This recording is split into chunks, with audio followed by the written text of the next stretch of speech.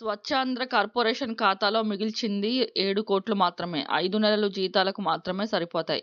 2020-21 ఆర్థిక సంవత్సరంలో 2,092 కోట్ల నిధి ఉంటే ఇప్పుడు ఈ పరిస్థితి ఎందుకు వచ్చింది?